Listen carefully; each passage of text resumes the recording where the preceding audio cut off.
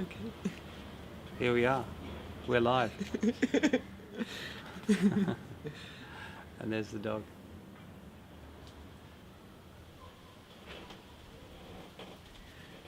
Yeah, welcome people. We have the honor to interview Kevin James Carroll this day. And this week he also gives a concert in Amsterdam. Welcome in Amsterdam. And thank you also HeartFire to arrange this interview again. Kevin, how did you journey started to make music and to travel all over the world with your heart circles? Can you tell something about how that started? It started by wanting to share with my local community, and I found that when we went out from my community that I was living in Australia many years ago, we weren't into the drinking and the drugs, and the music was too heavy, and so we decided that we needed to create our own gatherings where people come to us and we connect in a deeper way and have healthy food and no drugs or alcohol or anything like that. And so naturally singing became the way for us to really connect. And then I came across Rainbow Gatherings, which is an alternative gathering where people come together and sing together and share and live in nature for a period of time. And I really came in touch with this plane. Just a moment. Came in touch with the universal mantras coming from different cultures and religions around the world and celebrating those together. And that's where I came in touch also with the Hindu mantras. And so I just started soaking that up like a sponge and sharing that with my community. And then it just kept growing and growing until I made an album, or our community made an album together, which was my first one. It was called One. And then I got invited over to Bali and went there and started sharing there, and it grew and grew there. And from there, because Bali is such a global community of people who all wanted that experience as well, especially in Ubud where we were. People were into natural high and sharing and connecting on a deep level, and the chanting was one of the many practices that were happening there, and it really took off and grew there. And then people from other parts of the world were there and said, please, we want to create this in our own, back home in Austria or in Holland or in different places. So the invitations came, and I said yes. It's amazing. You have indeed a lot of beautiful songs. Thank you. I like a lot also the rainbow songs, like that we share together and all that kind of influences. Yeah. But also the Sanskrit mantras you sing. Mm-hmm. Can you tell something about what mantra singing means for you, and what does it in a circle when you share it in a circle? I think there's an ancient science in the Sanskrit mantras. I think there's a whole science even just with sound and human sounds, and all of our languages are made up of basic human sounds that everybody can make, and each language has different flavors. But Sanskrit is so old. I don't know if we even know how old it is, and the mantras have a real simplicity to them that makes them very easy to sing, and they also are based on the sounds of human emotions.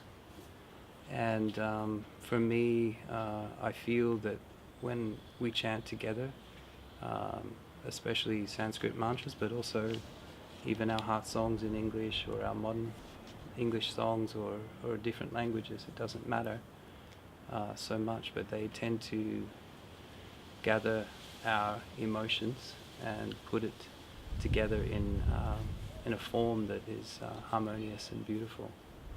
And I think that's why people love to come together in these circles and sing together. Is it's a way for us to harmonize our emotional body, and then from there our mental body or our mind can also start to feel that harmony, and physically as well we feel more connected and more harmonized. And you also have a lot of beautiful songs where you connect with the nature, like the whale song, and it's really, when you listen to the song you already feel the connection. And is that a quality of the heart, living from the heart, that you connect with everything and it becomes almost yourself, like feeling that you are the part of the song of life and part of the song of the sea and the ocean? Yeah, I agree. Can you tell something about that? How important is that connection with nature for you? I think connection itself is important, and when we start getting too involved in connection to something, the essence of me being connected to something in itself is disconnection. So I've been moving closer to just being connected, and when I connect with myself, I naturally connect to the world or the environment, and when we connect enough, then there is no self anymore, and you become integrated, and that is extraordinary. And I think it has to be the most beautiful experience that we can ever. It's even difficult to talk about it because when there is no experiencer in that space, it's just it's where you come in. You can't really come in contact with the source. You can only be the source, and you can only do that through being connected. Mm-hmm. But if you're connected to the source, then that's already. It's not. Yeah. So it's beyond words. But when we sing together and come together and share that experience together, we can have a direct experience ourselves. We don't need the words, and that's what the chanting circle's about, really. And the chanting circle started also as circles, or did you play first in another form? No, it started around the fire, and that was reinforced when I went to the rainbow gatherings, because they were using the American Indian tool of sitting in a circle for councils. So the beautiful thing about a circle is that it promotes equality. So the shy people have to step forward, and the bold or the overconfident people have to step back. And everybody can see each other in a circle. So there's no thrones. And for me, it's my greatest strength. And I always say that the circle is my strength. Because when we're together as equals, that's where our real strength lies, I feel. And I do my best to maintain that. Obviously, in a environment where there's too many people to make one circle, we still have the altar, and we make a small circle, and then we radiate it out like ripples in the ocean. But still, people who are sitting are all facing the altar. They're not facing me so much. It's just putting the emphasis on the altar, or the center, is important to me, and we always make that a heart, because for me it's also beautiful because about. One of your albums also shows the picture, like Yeah. with the flower mandala. Can you tell something about how that started? That you also put the flowers inside, and it's almost like a living circle. It just happened naturally. We started, moving from the fireplace into the living rooms, and then people just started putting things in the middle. And this has been about 20 years or more that I've been doing this, and it just evolved, and there was different mandalas and different designs that we did. But in the course of time and all the travels that I've done, I looked for a symbol that was accepted by everybody, and the heart was the one that didn't, that crossed all boundaries, that didn't press any buttons, and it was accepted by every religion and every different people. So that became sort of the signature of the altar. It's also beautiful because you have all those influences also from Asian songs and all kinds of religions and all kinds of places. The songs come back into your circle. Has that also to do with integration and that everybody has that contact with the divine, or how do you use those those different influences? I think it's just, let me say that the music is really just an honest reflection of all the influences of my life. And so as I travel to a different place, I naturally get influenced by those places, and I feel strongly about a universal acceptance that we need to embrace all the different colours and all the different religions and accept them. And so I when I go to a particular place, I will usually shape the music and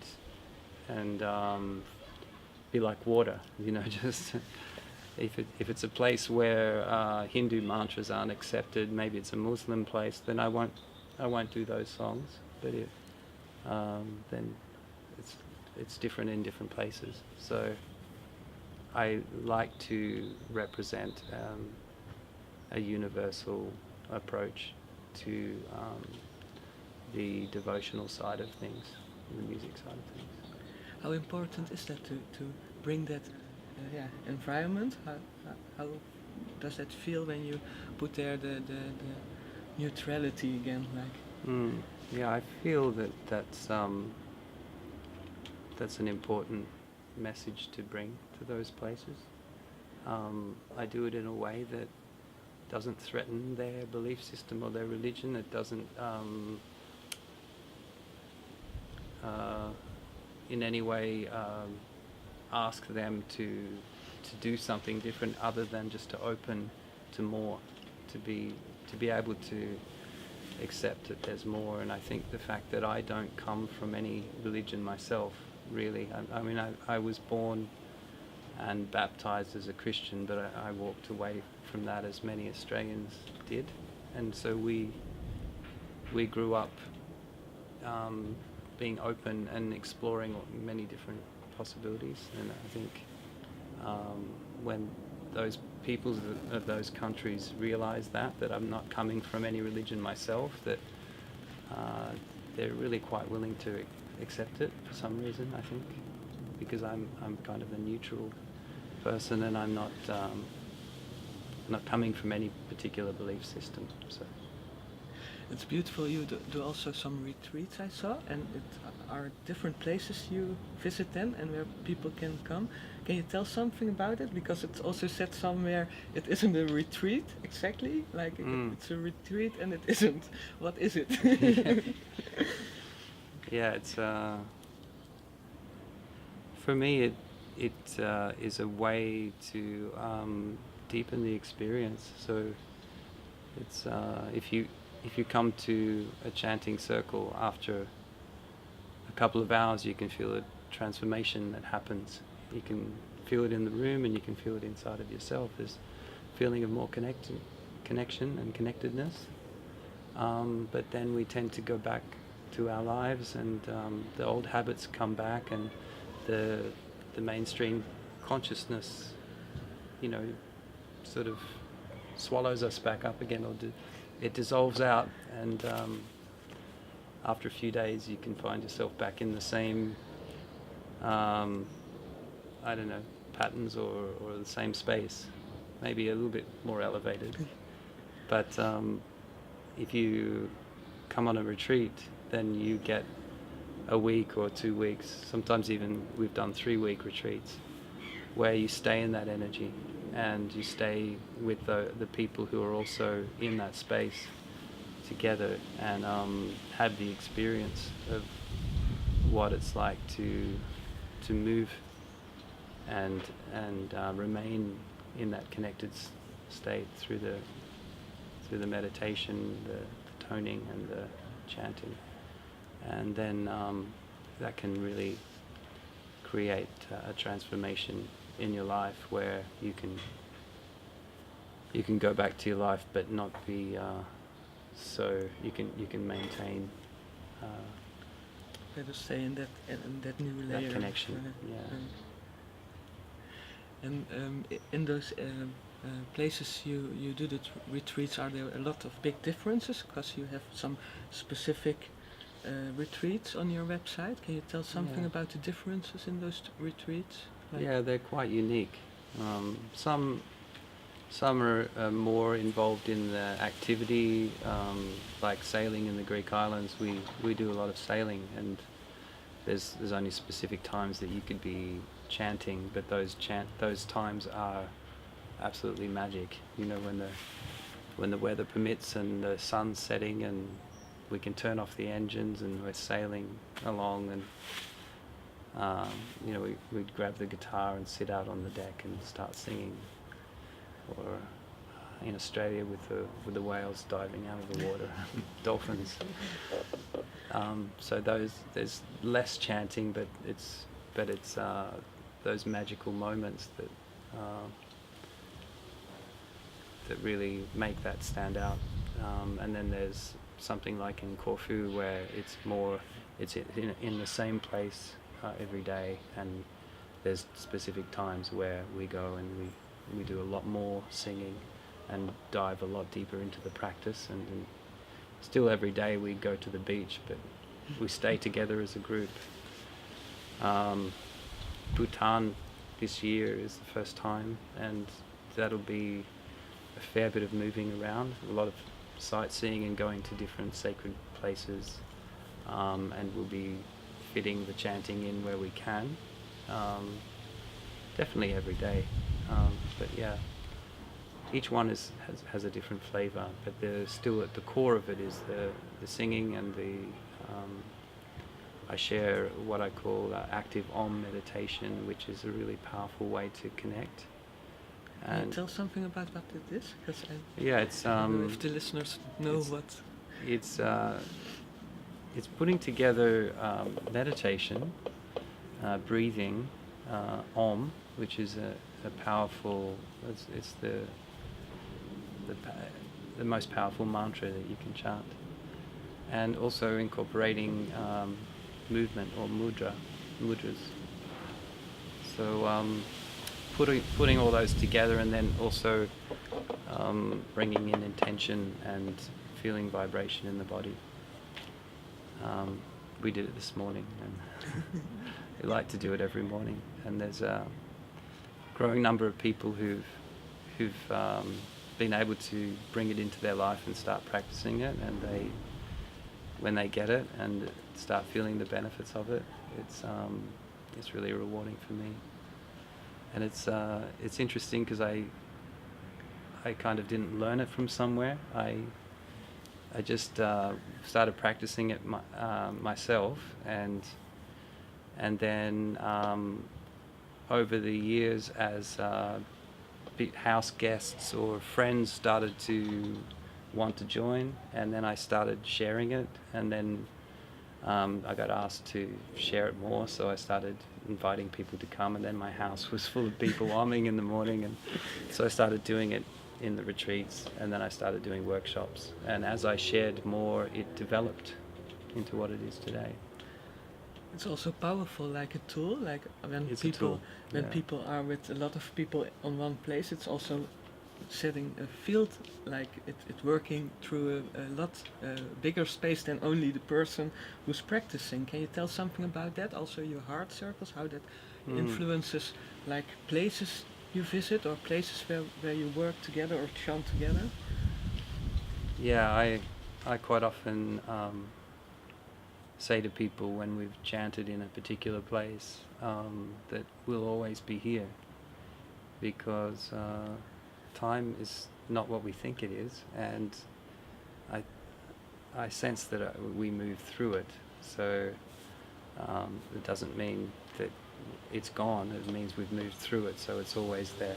And when you go into the space, even in the future, you can feel those people still there chanting.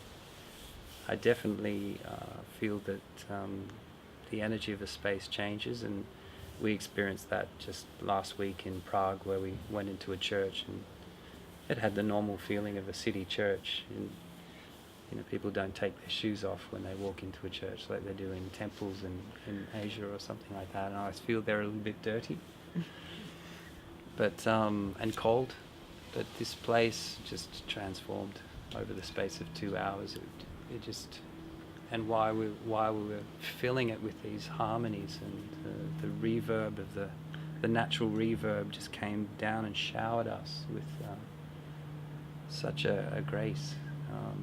Everybody felt it, and afterwards when we packed up, I could palpably feel the difference in the energy, and I think the land responds, and I think that churches, I was just saying to Jeroen that a lot of the churches have been built on sacred energy places that perhaps were felt who knows how long ago. And maybe there was just little stones there in the beginning, and then over thousands of years, a little temple was there, but ultimately they came from people going, wow, this is a spot of devotion or prayer. So I'm really excited about being able to go into churches and change that energy to a more universal field, a more open vibration that we create with these circles.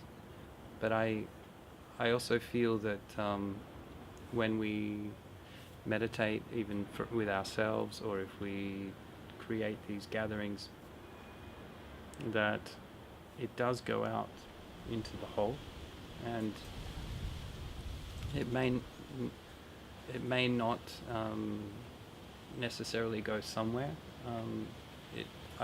I think it's similar to the ocean. If you put some blue dye or maybe some red dye in the ocean, you can put it in and you can see that it's red there for a minute and then it just goes. But if we keep putting that red dye in the ocean, eventually the ocean will start becoming pink. And I think that's like the mass consciousness. I think consciousness doesn't know boundaries. Like we know physical boundaries, and then on a mental level, actually the boundaries are less. We share the same thoughts. And then on an emotional level, again, the boundaries are less. In other words, my emotions and your emotions merge a lot more than our thoughts do or our physical bodies can. And then we start moving into the realm of consciousness, and that is very, very much connected. And so the more consciousness that we raise as a group or individually, it's like that dye in the water. It's changing the whole, and it's all of our efforts. It's all of our little bit that we do that makes a big difference.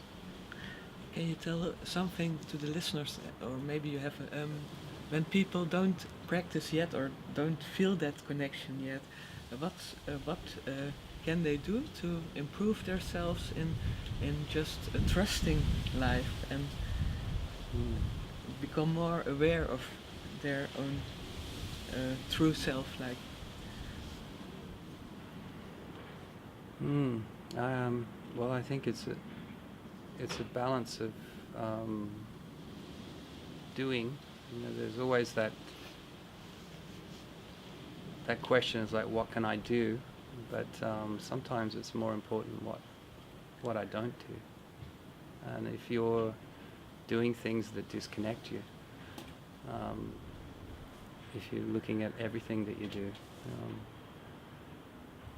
it's also important to start looking at what you need to stop doing. Probably more important. And do things that make you feel connected, that make you feel good. You know, that's simple. And I think it's really important to stop, take some time and really feel into what's really important to you as an individual, because everybody has their own part to play, and it can be very simple, like being a good mother or a good friend, or you know, we tend to look at our lives in the future, but actually it's now. If I do something that connects me or that makes me feel good now, and even if that means just emptying the garbage or washing the dishes or choosing not to argue and to be kind or to be generous, chances are that in the next moment that will continue on, because the future is not our mental projections, and it's an extension of this. It's making the future. I know we all know that, but sometimes it's good to be reminded that it's if I project into the future but I don't do something now, because actually what is the future is this ever changing now, and now is always our second chance. So we know what to do. It's almost I don't have the answers. It's almost creating without doing something, like yeah. being in that trust. Yeah, being aware of what am I doing, what am I thinking, and start to make the changes that make you feel good and that makes you feel connected. Come to a chanting circle. This Friday evening in Amsterdam, but you have also a tour. Can you tell the listeners also from our radio station, like when are the next places where you visit and where you give some concerts? Do you Yeah, this weekend is three nights in a row. So we go from here to Brussels on Saturday night, and then Sunday we're in Cologne, and then we head off to Nuremberg, Munich, Vienna, goes on to Kundalini Yoga Festival in Germany, Copenhagen. We're going to Iceland this year, which is exciting, and then Ireland, and we end up in Corfu for that our Corfu Soul of the Buddha retreat, which is the one where it's very dedicated on chanting together, combined with relaxing on the beach and eating Greek food. Wow. And then we go sailing after that. And after that we go sailing with the whales. Which, that's another highlight. Yeah, thank you very much. I don't know if there's something I didn't ask you really want to share with the listeners, like something, a heart message or something from this moment.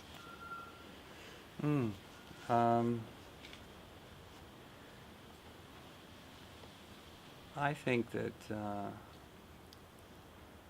I'd like to share the silence with you,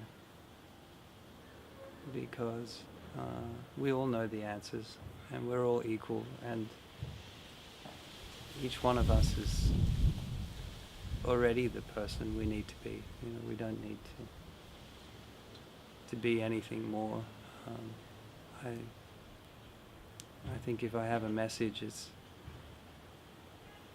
to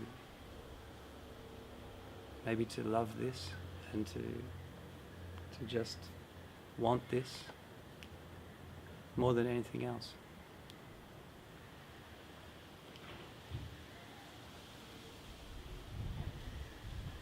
See what happens. See how you feel. And we'll see. Good night. Goodbye. Thanks, Claire. Thank you.